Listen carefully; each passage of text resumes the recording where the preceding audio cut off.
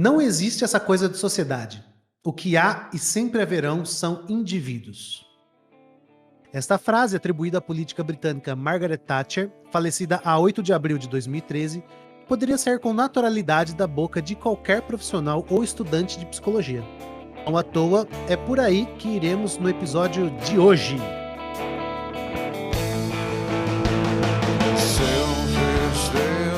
Nenhum estudante de psicologia jamais se formou sem aprender, entre outras coisas, que o indivíduo deve se responsabilizar pelos seus sintomas, fracassos ou violências.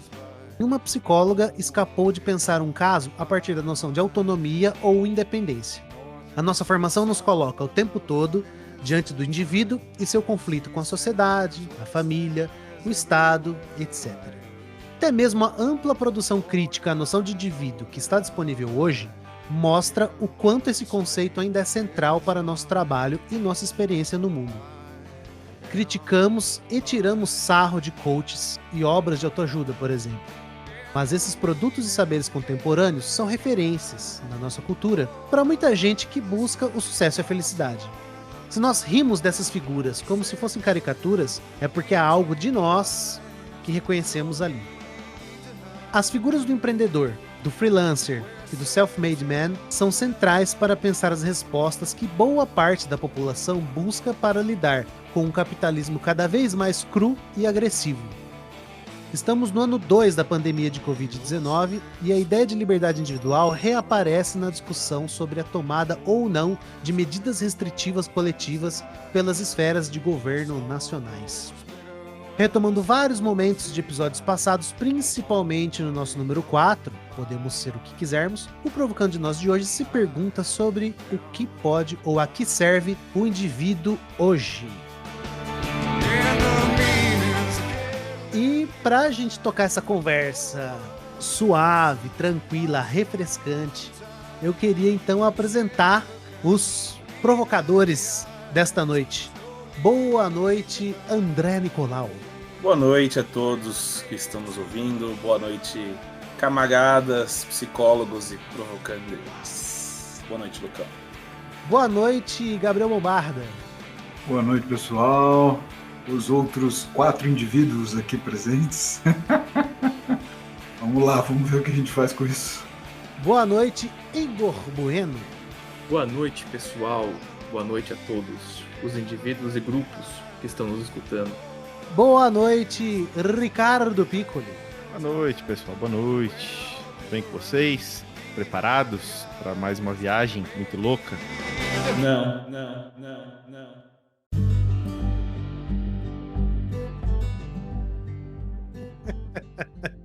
Eu sou o Lucão e nós vamos começar hoje, né? A gente tem que começar de algum lugar, em algum momento.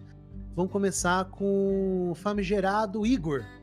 Iguinho, pergunta simples, pra gente aquecer os tambores aqui. O que é um indivíduo? Talvez seja a pergunta mais difícil que a gente propôs a pensar nesses episódios todos. Porque parece um dado tão evidente da realidade que a gente não para pra pensar o que ele é, do que ele é feito, do que o constitui e assim por diante. E é difícil da gente localizar apenas um atributo do indivíduo, alguma coisa que o defina.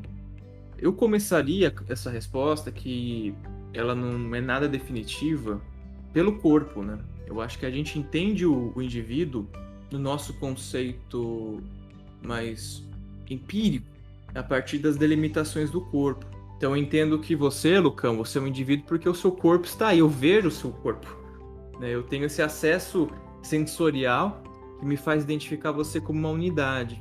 O bichão também, Gagu, o Lalau.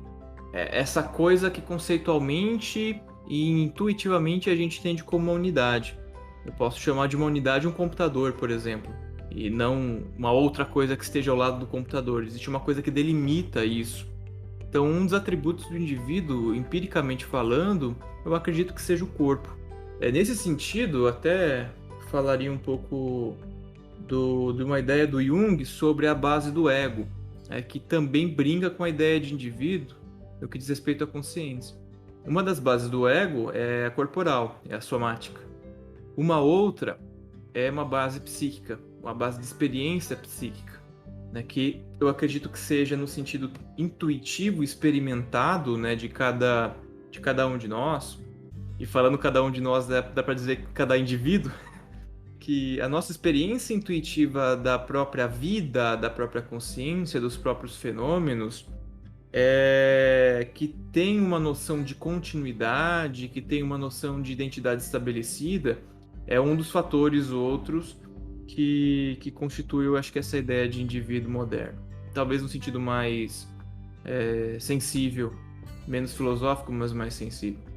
Agora, partindo mais para o campo da sociologia, o indivíduo, e economia também, mas principalmente economia, o indivíduo parece que é uma unidade atômica de produção econômica constante, né? Ele é a menor coisa redutível de um tecido econômico de relações políticas e sociais. Então, dá para dizer, por exemplo, que um feto é um indivíduo, apesar de estar no corpo da mãe. Ele não está fora do corpo da mãe, mas a gente entende que aquilo já é um novo indivíduo, já é alguma coisa que vai se destacar, que vai fazer parte na teia econômica, social e política, como um ser que vai desempenhar uma função automatizada. Mas o indivíduo também escapa à consciência, né? Nossa experiência clínica mostra muito isso, né? Quando você está diante de um paciente ou qualquer pessoa que você se dê o mínimo trabalho de escuta, mesmo um leigo pode perceber, a partir das incoerências, que existe ali um lugar que escapa à força de vontade e à vontade daquela pessoa, né, que a gente chama de inconsciente. A gente percebe que tem uma série de redes e tramas afetivas, então aquele sujeito ele é afetado, ele não está isento de ser estimulado, de ser manipulado, de manipular. Como a palavra afeto indica, de ser afetado pelo outro, por qualquer outro que seja, não precisa ser humano, mas pode ser simplesmente um fenômeno natural da vida. E acho que tem uma ideia também de indivíduo que deve estar muito ligada a uma tradição cristã, mas também veio pelo iluminismo, mas eu acho que foi sendo depurado ao longo do tempo, na minha impressão, que a ideia do indivíduo está muito ligada à ideia de salvação. A gente pensa nessa coisa eu e o outro, essa diferença que é muito estabelecida na sociedade, na cultura ocidental. Isso cria a ideia de que o indivíduo deve se salvar dos males do mundo, inclusive dos males infligidos pelo outro, né? Então a ideia de salvação está muito presente também no indivíduo, né? Aquele que deve se sobressair, aquele que deve se libertar. Essa ideia de liberdade também está muito contida nessa ideia de indivíduo. Legal, né, Igor, que você lembrou disso do conceito de salvação, porque parece que, nesse sentido, o indivíduo é quem tem alma, né? Alma numa perspectiva religiosa aqui, não psíquica, né? É alguém que tem algo a ser salvo. E se a gente pensa, por exemplo, né, nas discussões legais sobre o aborto, né, normalmente um pouco essa a justificativa, né, das posições mais conservadoras. Um embrião já tem alma, né? Não é? A vida está ligada aí à alma. Mas é engraçado, né? Aqui no briefing eu estava comentando que na universidade, uma das primeiras coisas, como o Lucão colocou no texto, mas uma das primeiras coisas que a gente aprende de maneira muito rudimentar, né, é de que existe, né, o domínio da psicologia como ciência que vai tratar o indivíduo, enquanto as outras humanidades vão olhar para o fenômeno humano de uma outra forma, sei lá, sociologia, antropologia. E tudo que eu acho que concerne esse conceito, como você falou no início, Lucão, aparece ali no nosso aprendizado, né? Sobre como as pessoas têm algum certo tipo de autonomia, ou como deveriam ter, como é isto que é o nosso trabalho, né? Trazer autonomia, o que não é falso, mas ao mesmo tempo, né, assim, tem um paradoxo aí. Mas essa pergunta, ela é muito complicada, né? Porque, assim, como é que a gente contextualiza um indivíduo sem a sociedade, né? Essa conceituação aí que a Margaret Thatcher fez, ela é muito sacana, né? O que é um indivíduo sem a sociedade que ele habita? Não existe um indivíduo sem o outro. A experiência de sentir si mesmo precisa de um outro para que eu me reconheça. os psicanalistas que me perdoem, mas essa é a base do narcisismo, certo? Tem um outro ali, que sou eu também, né? Tem ali uma experiência de reconhecimento de si mesmo, no outro, mas também uma diferença que está lá no outro. E eu não consigo, né, me descrever no mundo sem, de alguma forma, perceber esses outros elementos que estão ao meu redor. Tava prestando atenção no que você estava falando aqui e achei bem interessante, né? Porque eu tava pensando um pouco antes de você falar, eu tava pensando sobre isso, assim. O encontro do significado através do outro, né? Que é uma coisa que no setting terapêutico parece bastante. E do quanto que isso vai de encontro, na verdade, né? É uma ideia que se opõe justamente a essa frase da Margaret Thatcher. Se a gente usar, por exemplo, a definição que o Igor trouxe, a primeira definição, que ele trouxe mais de uma definição de indivíduo, eu achei legal que a gente já vai colocando o fundamento onde a gente vai edificar a discussão.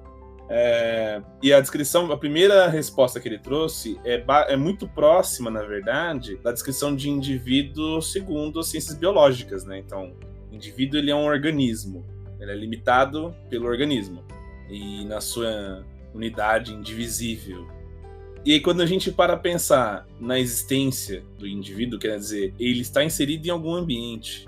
Um animal qualquer, ele está inserido num ambiente, em uma comunidade de lobos, né? Uma alcateia, uma matilha de cães, é sempre um grupo. Claro que um cachorro, um lobo, ele consegue sobreviver um tempo sem a sua matilha, ele consegue vagar sozinho. Ele não deixa de existir sem o grupo. Mas quando a gente fala no indivíduo no conceito mais próximo a nós, vamos dizer assim, o indivíduo per se, ele tem sentido. Essa individualidade tem algum sentido quando inserida num contexto social, quando inserida num grupo. E muito do que eu vejo de sentido assim, que se constrói é na experiência, inclusive, né, de encontro de significado com o outro. Não sei se fez sentido para vocês. Fez sentido, sim. Vou usar uma palavra aqui que eu acho até que o Iguinho usou, que é o contraste. Né? A gente, às vezes, reconhece essa unidade através desse contraste, né? E você usa uma palavra, ou na verdade uma expressão, uma coisa indivisível, né? Um ser indivisível, algo nesse sentido, né? E ele é indivisível ao olho nu, né? A esse contraste dentro do ambiente. Quando a gente começa a explorar outras questões, essa coisa começa a se perder, esse contraste começa a se perder. Quando a gente olha mais para a sociedade, esse indivíduo perde, né? A hora que a gente começa a falar da massa, por exemplo, a massa não é um amontoado de indivíduos. Talvez a Margaret Thatcher ache isso, mas ela não é uma soma de, né? Ela é uma coisa só. A massa é uma coisa só, uma unidade, como a gente estava falando, né? Assim como essa membrana que você falou, né? O indivíduo, pelas ciências biológicas, é o que está dentro da pele, né? A pele é uma membrana que nos separa do ambiente. Mas ela nos separa do ambiente ou a gente entende dessa forma? Porque a gente pode entender também que a gente é parte desse ambiente. A gente é afetado por ele a todo momento. Se a gente sai na rua com o sol torando ao meio-dia em Ribeirão Preto, sem protetor solar, a gente é parte ali. A gente não é uma coisa dividida ou cindida desse ambiente, né? Acho que isso fala muito ainda de um resquício de antropocentrismo, assim, muito bobo, assim, muito ligado àquela ideia de progresso antiga. Mas eu queria... Tem um outro ponto que eu queria trazer um pouco para o meu métier aqui, que é o esporte, que é o seguinte: alguém comentou o que é o indivíduo sem a sociedade, eu acho que foi o Gagu. E eu fiquei pensando, cara, o seguinte: tem aqui eu e o Guinho, o Lucão também de vez em quando, mas principalmente eu e o Guinho gostamos muito de Fórmula 1. A gente acompanha as corridas, né? Temos até a nossa equipe do bolão, né, Guinho? A PN Racing, né? PN provocando nós em homenagem, né? Tomara que a gente ganhe esse ano, porque tá difícil desde 2017. Estamos batendo na trave. Como né? assim? Eu ganhei, cara? Eu sou campeão, cara. Então, você ganhou enquanto indivíduo. Como indivíduo, é verdade. Você ganhou enquanto indivíduo, mas a sua equipe não ganhou. Não. E acho que é isso que eu queria trazer dessa relação entre indivíduo e sociedade, né? Eu acho que eu consigo trazer um pouco pensando nessa equipe de Fórmula 1. Para quem não conhece Fórmula 1, é bom explicar, né? A Fórmula 1 basicamente são 10 equipes, cada equipe tem 2 pilotos, né? Cada piloto em um carro. E existem 2 campeonatos que acontecem simultaneamente. Um de pilotos e um outro de equipes. Ano passado, por exemplo, temporada passada, teve um piloto, que é o George Russell, que ele correu quase todas as corridas por uma equipe e correu uma por outra equipe. Nessa equipe que ele correu boa parte da temporada, que foi a Williams, ele é um zero à esquerda. Ele não consegue passar, assim, se ele não é último, se ele não é penúltimo, ele é último ou ele abandona. Ele tem um carro que não o permite ser, que ele mostre todo o potencial que ele tem enquanto piloto. E aí, por conta da Covid, o Lewis Hamilton, que é o atual campeão, inclusive, né, e era também campeão do ano passado, ficou afastado uma corrida e o George Russell foi colocado no carro campeão, que é o carro da Mercedes. E ele fez uma corrida maravilhosa. Perdeu na estratégia, mas fez uma corrida maravilhosa. Ele poderia ter ganhado uma corrida, coisa que com o carro da Williams ele não poderia. Então eu trago para essa relação simplificada, obviamente, essa relação entre indivíduo e sociedade. Né? Ele é piloto, mas dependendo do carro que ele tem, ele não consegue, né, se mostrar, né, mostrar todo o potencial que ele tem.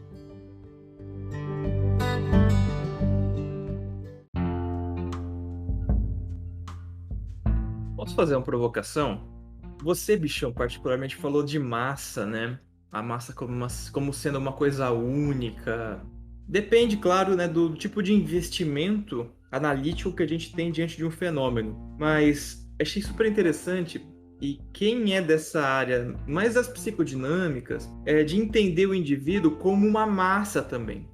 Quanto de massa, quanto de partículas ou subparticularidades existem em cada indivíduo, em cada sujeito. Palavras sinônimas, né, praticamente, né? Sujeito, indivíduo, pessoa, paciente, cliente, usuário, sinônimos disso tudo. Mas as massas constituem um indivíduo. Existem, sei lá quantas, né? É difícil da gente quantificar. Talvez até a ponto da gente lançar um desafio, o que eu acho que não é tão absurdo, é usado, mas não absurdo, nas psicologias psicanalíticas, analítica, a gente começar a pensar o tal do indivíduo, ou o tal do sujeito, ou o tal da personalidade, que seja, como algo destituído de ego, sabe? Porque dá para pensar.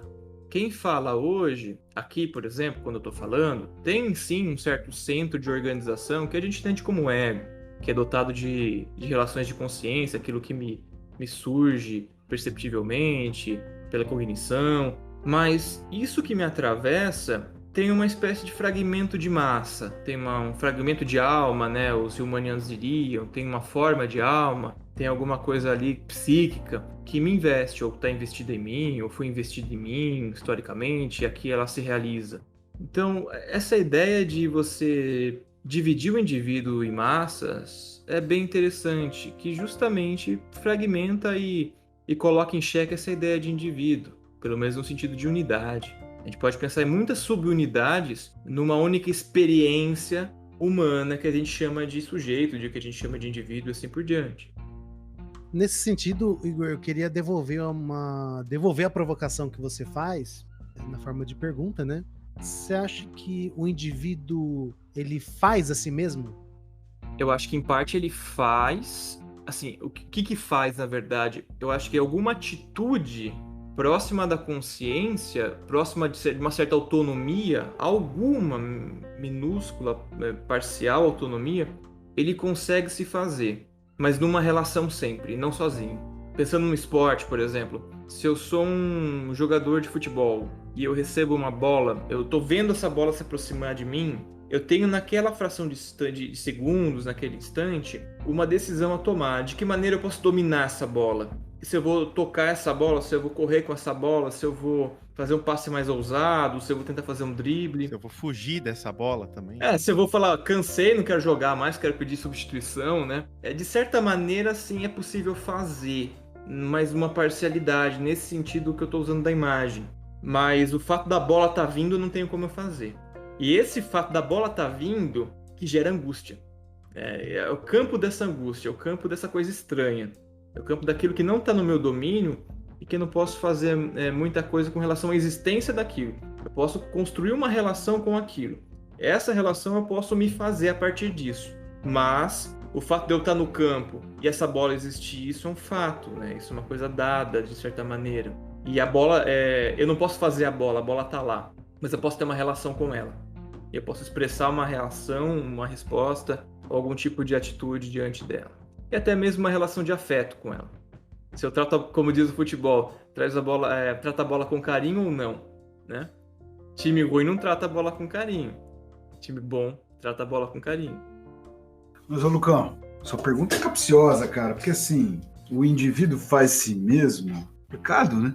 Porque depende de como a gente está descrevendo o indivíduo. Se o indivíduo se faz na relação com o outro, acho que o Igor falou bastante sobre isso, ele tem que ter uma relação. Mas se a gente olha para comunidades onde esse conceito não é muito claro, não é da mesma forma como pelo menos a gente entende o que é o indivíduo, alô Lévi-Strauss, né? A galera aí da antropologia, essa noção do eu não está muito presente, né?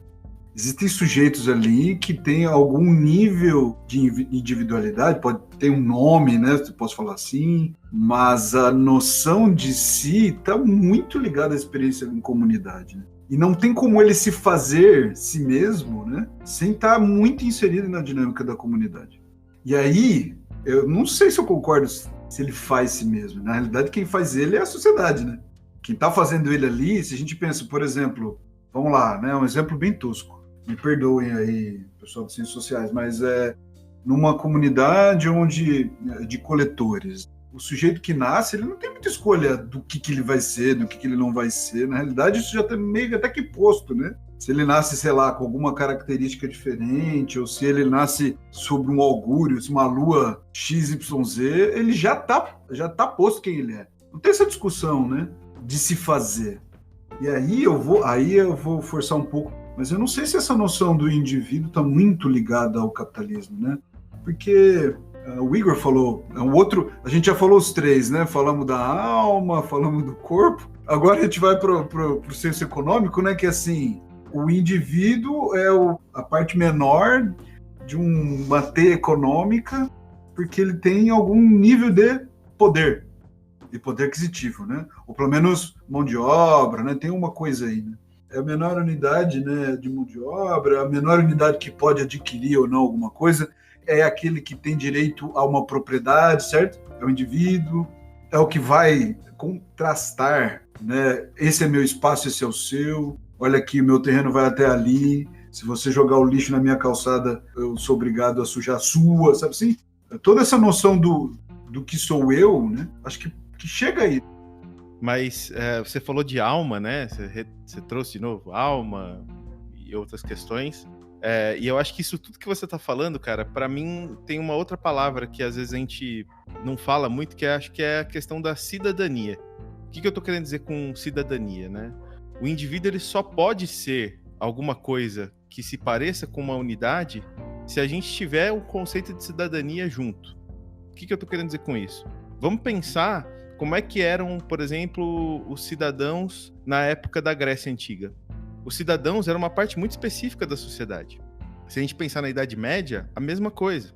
Então, eu fico às vezes me perguntando, será que um vassalo da época... Bom, tudo bem, existia uma relação até maior, mas um servo, por exemplo, da Idade Média, ele se entendia enquanto indivíduo da mesma forma que a gente se entende hoje? Vou te responder com um exemplo mais claro, né? Mas eu acho que essa relação ela se estabelece diferente, porque assim, no processo de escravidão, há uma noção de alma que individualiza a pessoa. Se a pessoa ela não tem alma, ela pode ser escravizada, certo?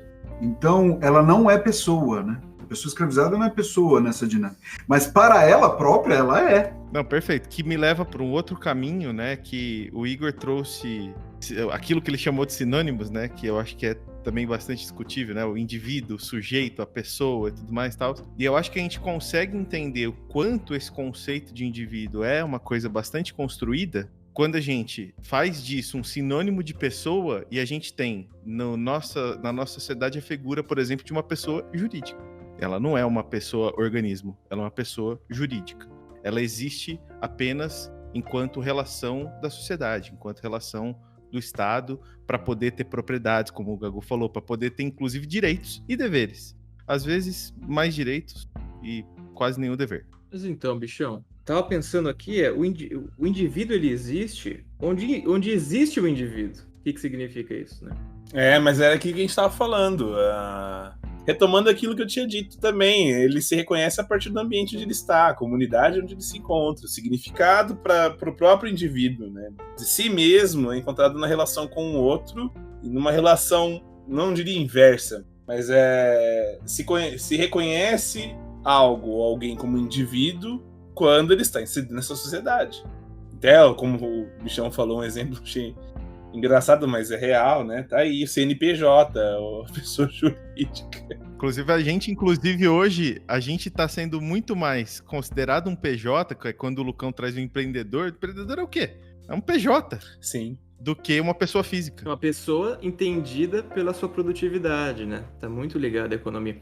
Mas essa ideia de investimento é muito presente, né? Essa brincadeira, o indivíduo está onde existe um indivíduo, quer dizer, é necessário um conceito, né? Uma malha conceitual mesmo e filosófica que produza uma percepção de que aquilo é um indivíduo, né? Agora, o que é você, Ricardo? Eu não sei o que é você. É ideia kantiana, é ideia também junguiana, né? De nunca ter acesso à coisa em si. Né, de sempre ter algum tipo de percepção psíquica a respeito da realidade, né? Ou uma percepção categórica a respeito da realidade, né? E uma coisa que é muito forte nesse campo é o direito, né? O direito é que regulamenta essa noção dos limites e dos espaços das propriedades. É muito forte, muito forte. Deixa eu só comentar uma coisinha disso que você está falando, sobre, né, a sociedade fala, ou de alguma forma influencia o indivíduo, quem ele é, ou o que ele pensa que ele é. E tem não vou dizer que é um exemplo, assim, mas tem uma fala de uma professora da PUC de Goiás, chamada Adriana Pereira, ou Drix Pereira, e se ela por acaso estiver nos ouvindo, um grande beijo para ela, que ela comenta um pouco, eu vou até voltar um pouquinho na questão da massa, né?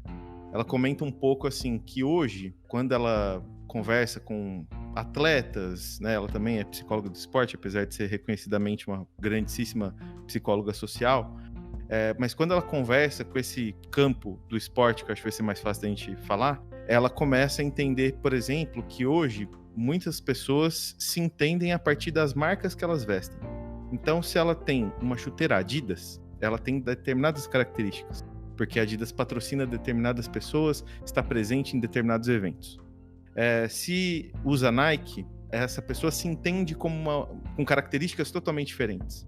E aí ela fala assim, poxa, engraçado, quando eu comecei na minha vida esportiva, que não foi de sucesso, eu tinha um quichute. E para eu me diferenciar, eu precisava ser alguém dentro desse quichute. E hoje não é mais assim. Hoje quem decide quem sou eu é o tênis que eu visto, o tênis que eu jogo. É o perfil que você tem, cara. É o seu perfil.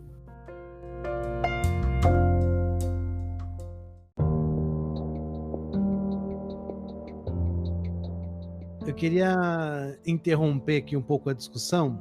Eu acho que a gente chegou num ponto assim que a gente conseguiu elencar em vários campos o que determina o que é o indivíduo, o que o indivíduo faz. Então, na economia, ele é um átomo da produção econômica.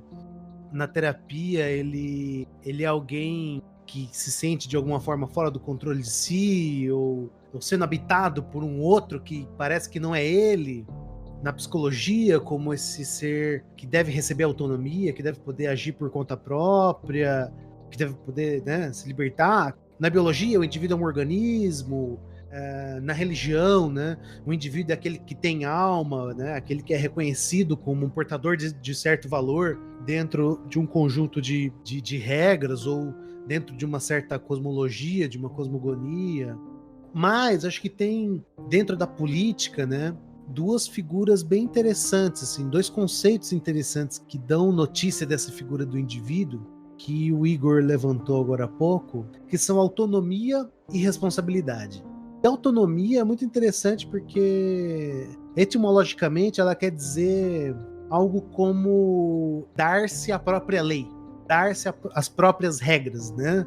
Nomos é regra, lei, e auto é si próprio, né?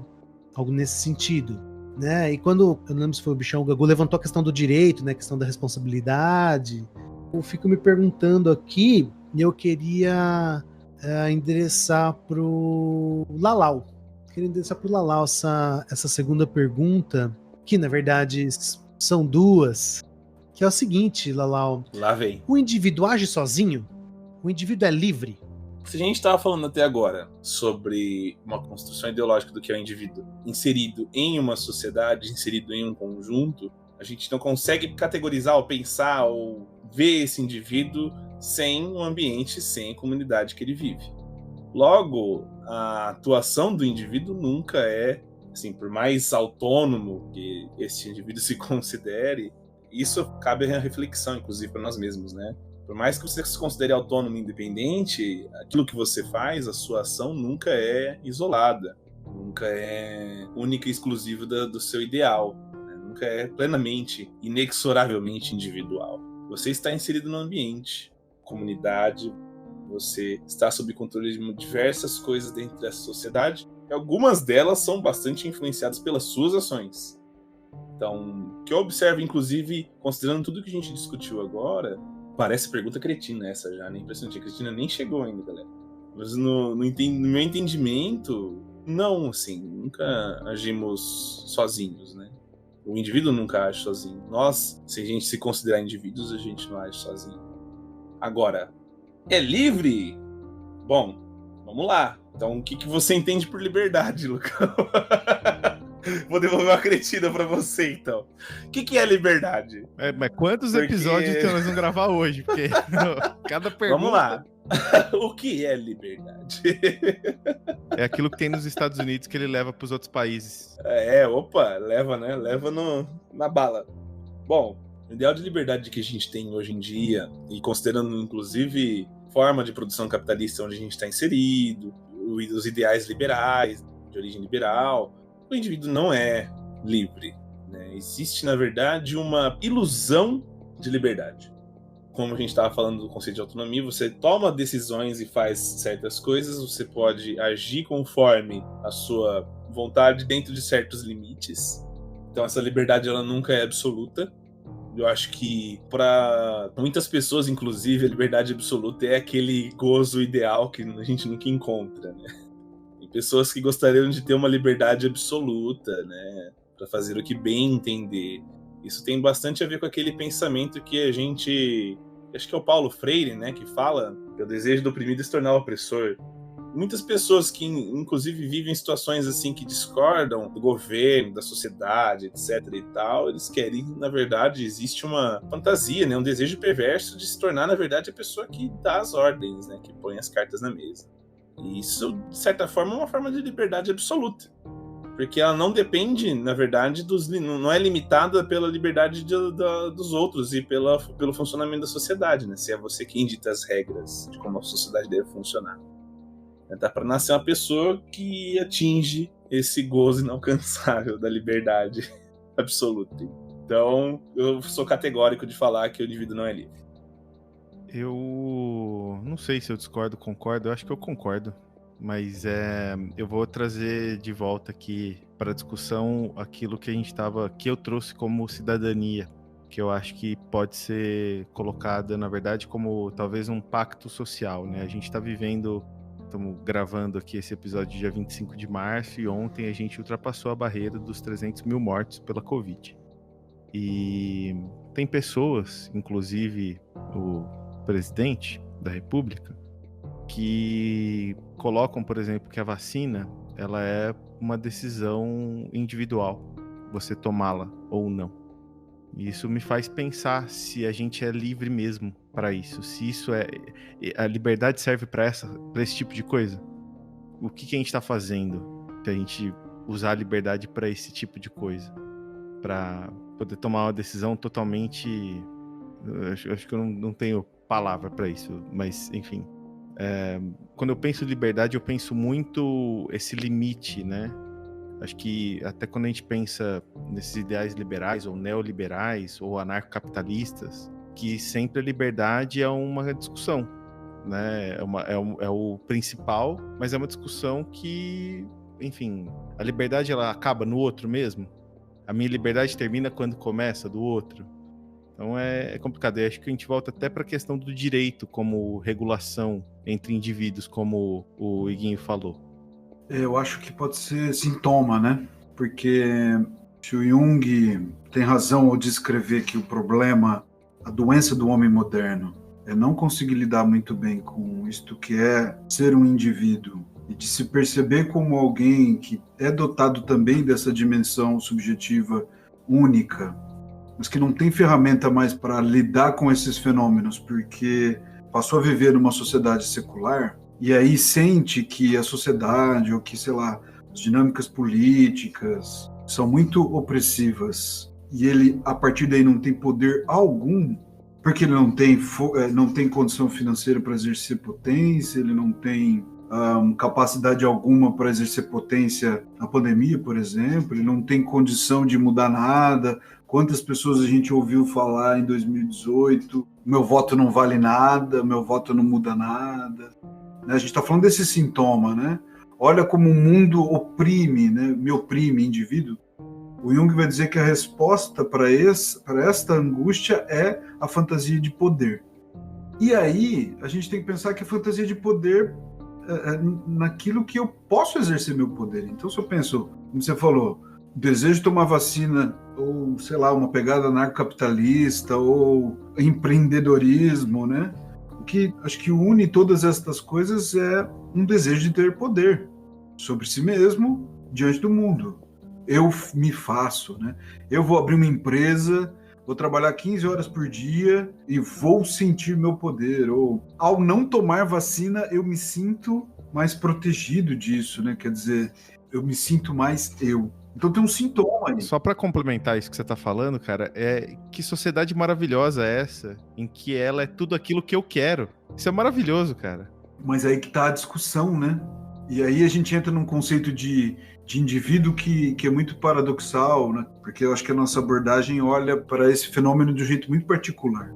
Então, quer dizer, não é que eu não possa exercer a minha função, eu tenho que estar dentro do pacto social, mas alguma potência eu tenho que exercer. Porque se eu não exerço nenhuma, naturalmente eu vou estar frágil a essas figuras que vão captar esse meu sintoma e vão se organizar em nome de algum tipo de ideal fascista, provavelmente, ou totalitário, ditatorial. Isso sempre aconteceu, né? Pelo menos é o que Jung descreve, né, que aconteceu, na perspectiva dele. Se eu estou frágil, eu não consigo exercer potência alguma, a partir do momento que alguém aparece e diz, eu vou defender vocês. Olha o que o Bolsonaro faz, né? O povo, os indivíduos que ele governa, são os 20% da população. E ele sempre diz, num tom muito paranoico aí, psicótico, que o povo dele quer o que ele faz. Como se o Brasil fosse o povo dele, né? Enfim, isso é só um pedaço de raiva. Mas assim, eu acho que o paradoxo, né, entre eu ser este indivíduo ao mesmo tempo fazer parte de uma coletividade que é o rumo. Porque ninguém vive sozinho, cara. Mas aí não tem uma diferença da gente pensar ou igualar ou aproximar indivíduo do desejo do indivíduo? Percebe? Por exemplo, para o combate à pandemia, todos os indivíduos deveriam seguir certas recomendações sanitárias que seriam o ideal ou indicado para a contenção do vírus. Então, eu individualmente falando, eu sou responsável pelo coletivo. Mas eu não posso dar vazão aos meus desejos mais egocêntricos de qualquer maneira ou sem medir consequências, porque isso vai causar algum tipo de efeito coletivo. Então, há um certo perigo aí da gente igualar o que é do indivíduo do desejo individual. Um desejo mais egocêntrico, um desejo mais singularizado, né, que fica em si mesmo. Mas acho que é por isso que eu disse que é sintoma, né? Porque assim, vem de um jeito como se a noção de ser tá ligada ao desejo de ser alguma coisa, sabe? E aí isso se mistura, quer dizer, eu não tomar vacina me faz me sentir melhor, você percebe? Tem um desejo egóico aí de exercer um poder que não tem compromisso algum. Qual que é a função disso? E tem uma cosmologia, uma questão que envolve o nosso lugar no cosmos, né? Essa ideia de universo, né? Que é o indivíduo, ele nasce, a gente falou, né? O indivíduo está onde existe um indivíduo, né? Quer dizer, onde que ele nasceu, né? Provavelmente ele nasceu nesse lugar do poder, como você está apontando, Gabriel. Porque ele tem um mito fundador, de certa maneira, que o embasa essas relações. Então, numa sociedade em que aquele sujeito, usando bem entre aspas a palavra sujeito, conceitualmente errado, mas aquele aquele ser, aquele corpo, aquele nome, né? Aquele que tem um nome, ele tem uma função social, ele pode se reconhecer como uma espécie de indivíduo, mas não no nosso sentido, né, social ocidental, como alguém ou como parte de um todo que está em ligação a um outro todo, a um todo talvez ainda maior, né, como um coletivo que está em relação ao mundo, que também reconhece os inimigos, que reconhece o mal, que reconhece os perigos da natureza, que tem uma integração. A gente tem uma cosmogonia moderna em que dota o indivíduo de um excesso de poder, né, de uma coisa um pouco dissociada do resto das coisas. Ou essa noção de individualismo, ou de elemento atomizado, elemento mínimo, que está dissociado do resto das coisas. Mas é evidente, né, numa análise política e sociológica, que isso é uma farsa, né? Isso é uma mentira no efeito da coisa. A fala da Thatcher, que o Lucas trouxe no começo, é uma fala neoliberal, é uma fala que traz uma noção de divisão, mas que na verdade facilita uma certa escravização. O Safato ele fala disso numa conferência do Café Filosófico, né? Que essa ideia de indivíduo ela traz uma ideia de autonomia, mas a autonomia na verdade se torna uma escravização.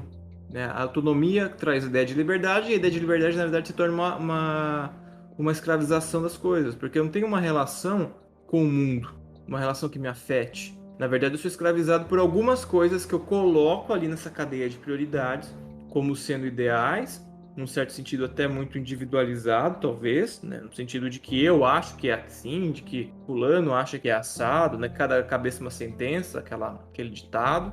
Mas, na verdade, existe uma tirania por trás disso, em que eu não me permito ser afetado pelo outro e pelo mundo, e me dissocio do resto das coisas. Isso é muito grave, isso é gravíssimo, né? Isso produz heróis, esse herói salvador, eu sou meu próprio herói salvador, que me comporto feito um psicopata. E nada melhor do que a figura do presidente e a figura dos seus asseclas e seguidores dessa seita que se identificam narcisicamente com isso. Eu sou contra o mundo, nada me representa, então eu vejo alguém que talvez me represente, que tem esse tom ácido, esse tom mais tirânico até, porque eu sou um tirano e não ligo pro restante das coisas. Mas para concordar com o Lau, tá aí a resposta, meu. Como que a gente é livre, cara? Que isso, né? Olha, o Bichão falou, né? Desculpa, eu esqueci o nome da psicóloga. Adriana Pereira. O atleta é a roupa, a pessoa, né? Mas no caso, o atleta é a roupa que ele veste. E isso tem muito, né? Assim, eu conheço muito pouco, mas tem essas divisões, né? O atleta da Nike, o atleta Adidas, Ronaldo Fenômeno, contrato com a Nike vitalício. Tem aí uma simbolização em nome da pessoa que na realidade serve só para massificar, né? É um exercício de tirania terrível, né? E isso faz muito mal, né? Essa é uma outra coisa que a gente levantou, nós não conversamos ainda, mas como faz mal esse conceito de indivíduo desta maneira, né? Quer dizer, eu deveria ser autônomo, eu deveria ser livre, e eu me perco no meio de tanta tirania, né? Você não tem liberdade. É interessante você trazer isso também, que tem uma questão de... mas aí eu acho que eu vou estar falando do desejo, que o Igor não queria que eu misturasse, mas eu acho que eu vou acabar misturando, Iguinho, você desculpa. Mas até aquilo que eu penso e aquilo que eu posso é, de alguma forma, colocado por essas tiranias, né? Então, ao invés de você querer ser o Gaguzinho Carioca e fazer história com esse nome, você quer ser o novo Neymar. Você é limitado até nessa questão do desejo. Então, isso até me lembra uma frase que, assim, é uma frase tão coringa que dá pra usar ela para várias coisas, mas eu acho que ela cabe aqui, que é a frase do Henry Ford sobre os carros, né, sobre o Ford T, né, em que existia uma propaganda maciça, né, carro é bom, e até em relação à forma como a gente se organiza enquanto massa de indivíduos, né, é definida também por essas coisas. E aí perguntaram para ele assim, por que você não deixa as pessoas comprarem o seu carro com várias cores? Ele falou, eu deixo, desde que seja preto, para mostrar um pouco do que é essa tirania.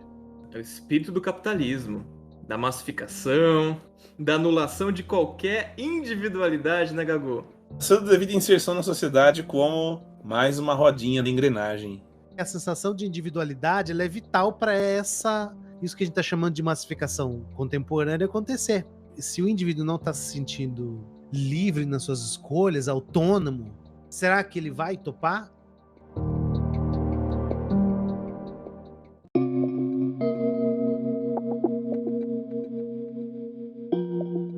questão é a seguinte, uma hora a gente tem que acabar e a gente vai acabar chafurdando na lama da pergunta cretina. Essa que é a verdade. Pergunta cretina que tem até introdução. Pra vocês verem a cretinice. Uma pergunta que tem introdução é uma pergunta nada menos do que cretina. Você caprichou pra cacete hoje, hein? Thatcher, conhecida como Dama de Ferro por sua atuação como primeira-ministra da Grã-Bretanha entre 79 e 90, está morta. Mas suas ideias e de seus colegas neoliberais permanecem como zumbis entre nós, tentando comer nossos cérebros permanentemente. Nada mais cretino hoje, depois de toda essa conversa, do que tentar trocar uma ideia com um desses não-vivos, né, que tá aqui com bafo quente, putrefeito na nossa nuca desde o começo, né? E eu vou começar aqui de sopetão, como quem arranca um band-aid de uma pereba. Ricardo Piccoli, Pichão. E sempre haverão apenas indivíduos? Sim, por um lado. Afinal, o que a gente está discutindo aqui, apesar de definições que têm suas limitações, é possível dizer que existe sim alguma coisa dizendo que é indivíduo, mas a gente não será só isso.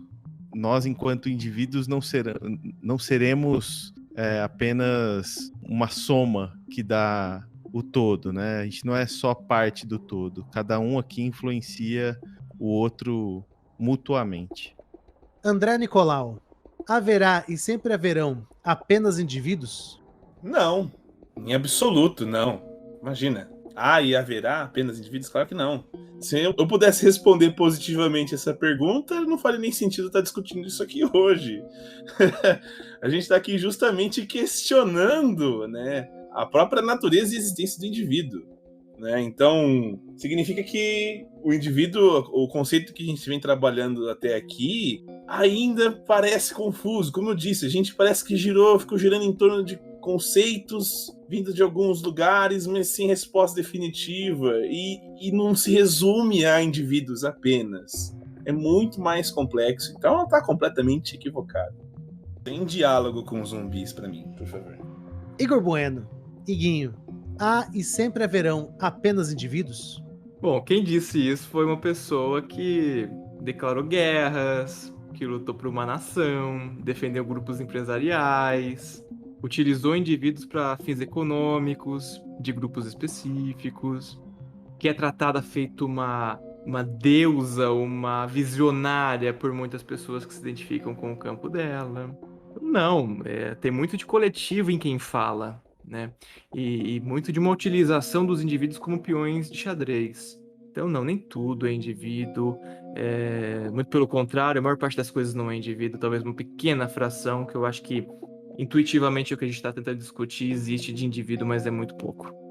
Gabriel Bombarda, Gago, e sempre haverão apenas indivíduos? Eu não concordo que haverão só indivíduos, mas fazendo o papel mais otimista do grupo, né? Quem sabe a gente pode criar uma sociedade onde os indivíduos têm consciência coletiva, né? Eu acho que há muito pouco de indivíduo, mas de certa maneira parece que a cura para essa ferida enorme aí que a gente tem e que de certa maneira causa, né, eventos como esse que a gente vive no Brasil, com lunáticos tiranos no poder, está baseada aí numa dificuldade de se perceber como indivíduo num sentido mais psíquico, né, de alma.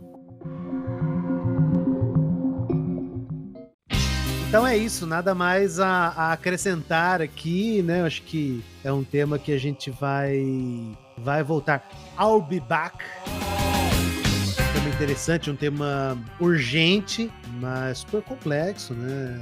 Ainda tem várias demãos nessa parede aí, né? A serem dadas. Boa noite para os intrépidos provocadores que estiveram aqui hoje suando a canaleta. Uma boa noite, Iguinho. Boa noite, Lucão. Boa noite, amigos, provocadores. E nos vemos no próximo episódio. Boa noite, André Nicolau. Boa noite, Lucão. Boa noite, provocanders. Muito grato pela discussão. Espero que quem esteja ouvindo tenha se divertido também, se sentido meio provocado, assim como eu me senti, assim como nós nos sentimos com frequência. Um grande abraço. Boa noite, Gaguzeira. Eu me amo, eu me amo.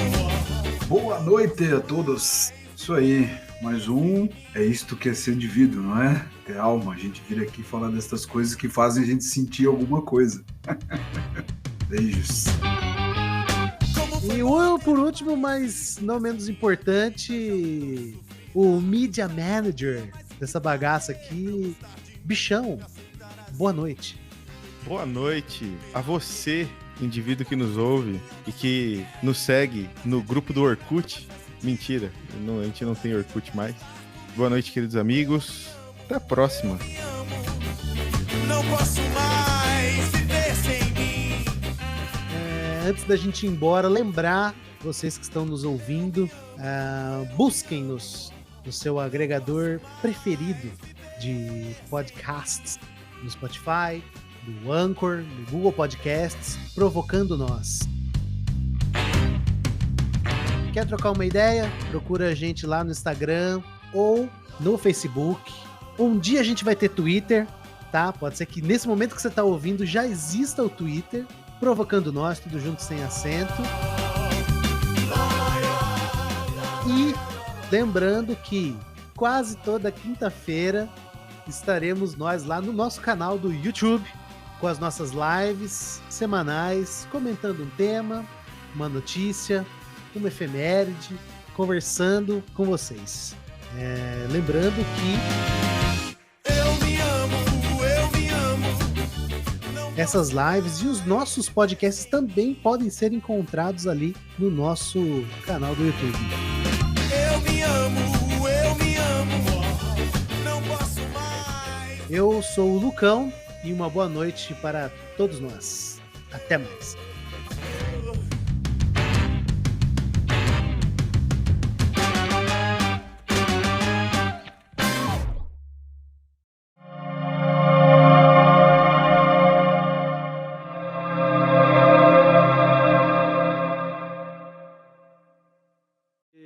Que tem uma integração.